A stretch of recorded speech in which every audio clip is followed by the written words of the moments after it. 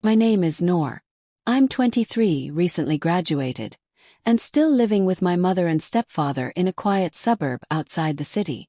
After my father passed away when I was 10, my mother remarried a man named Faraz, a charming, composed man who carried himself with quiet authority. For years, I saw him not as a replacement, but as a steady presence who brought peace back into our lives. Our home wasn't extravagant, but it felt safe, filled with the smell of my mother's cooking, the low hum of late-night television, and the occasional laughter over board games. I never questioned the balance we had managed to create. Then came Alina. Alina is my step-cousin, my stepfather's niece from his elder sister's side. Her parents were going through a messy divorce, and to spare her from the emotional wreckage, Faraz insisted she stay with us until things settled. I was hesitant at first, sharing space, adjusting routines, but I understood. She was family, and she needed us.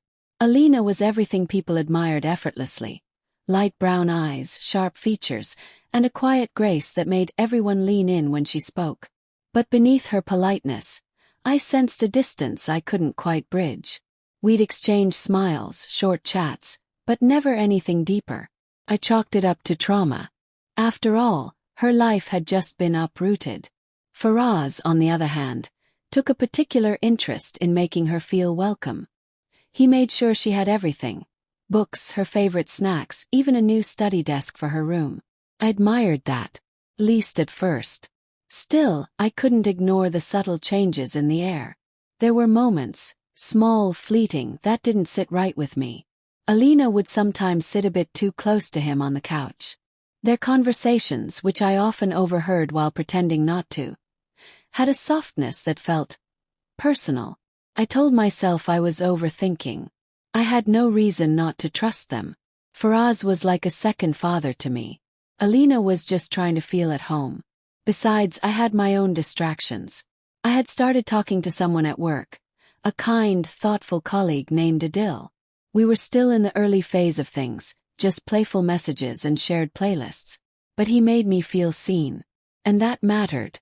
Still, there were nights when I would come downstairs to get water and find Alina and Faraz whispering in the kitchen, falling silent when I entered. They'd smile and change the topic quickly.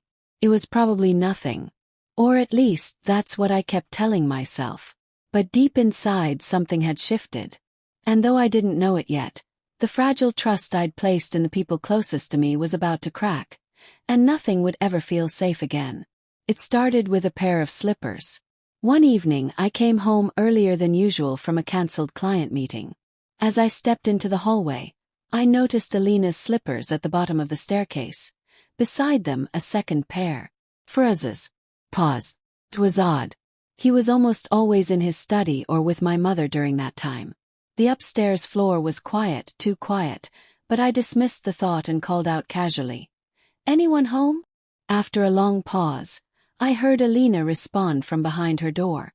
"Just me." Her voice sounded unusually high-pitched, almost forced. I waited, half expecting Faraz to appear and laugh off some misunderstanding. But no one else said anything. That moment sat in the back of my mind like an unresolved riddle. Over the next few days, little things began to unravel the picture-perfect portrait of our home. I caught Alina humming while cooking in the kitchen one morning, wearing one of Faraz's sweatshirts. When I asked about it, she laughed nervously and claimed it was just lying in the laundry and looked cozy. A harmless thing, perhaps, but it didn't sit right with me. Faraz had changed too. He had grown unusually quiet around me, almost avoidant. He no longer asked about my job, didn't comment on my cooking, and kept his phone closer than ever, like a shield. There was a strange tension in the air, subtle but undeniable. At first I tried to talk to my mother about it, but she brushed me off. "You're just being sensitive," she said with a smile. "Alina's like a daughter to him." Maybe she was right.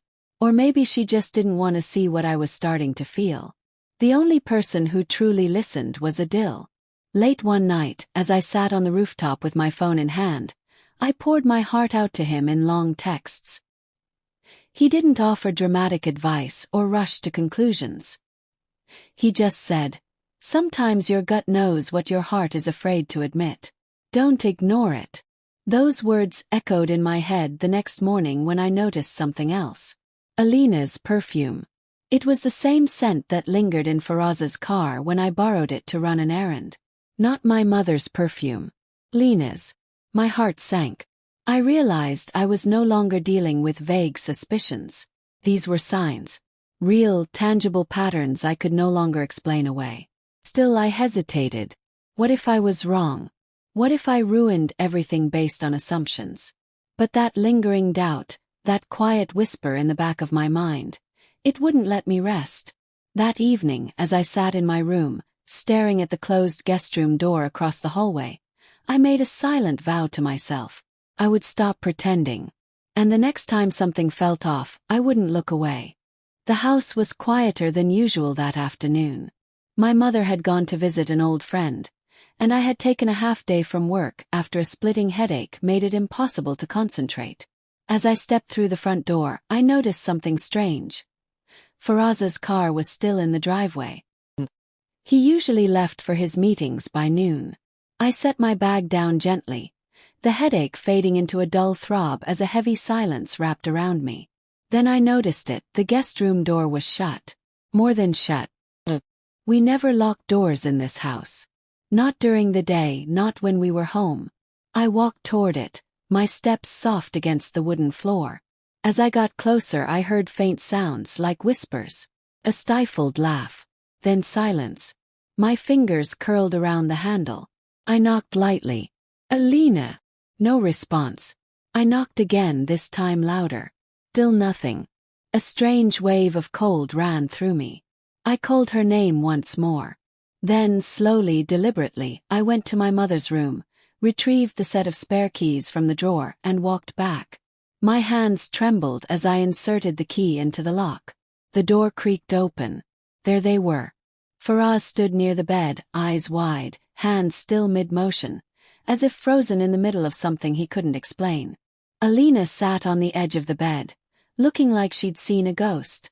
Both were fully clothed, but it wasn't the scene itself. It was the energy in the room, the closeness, the stunned silence that confirmed everything. My breath caught in my throat. "What is this?"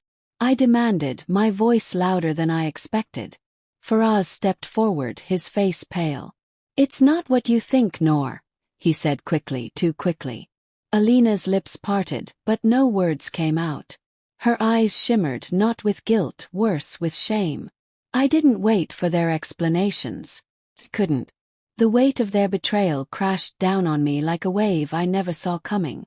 I turned around and walked out of the room. The image burned into my mind. Downstairs, the air felt heavier. My heart thudded in my chest, disbelief and rage twisting together. I wanted to scream, to cry, but all I did was stand in the living room, gripping the staircase railing like it was the only thing holding me up. I had always thought betrayal would come with noise, a dramatic revelation, a confession, maybe even a fight. But it didn't. Came in silence, in whispers behind closed doors. And in that moment, I realized nothing in this house had ever been what it seemed.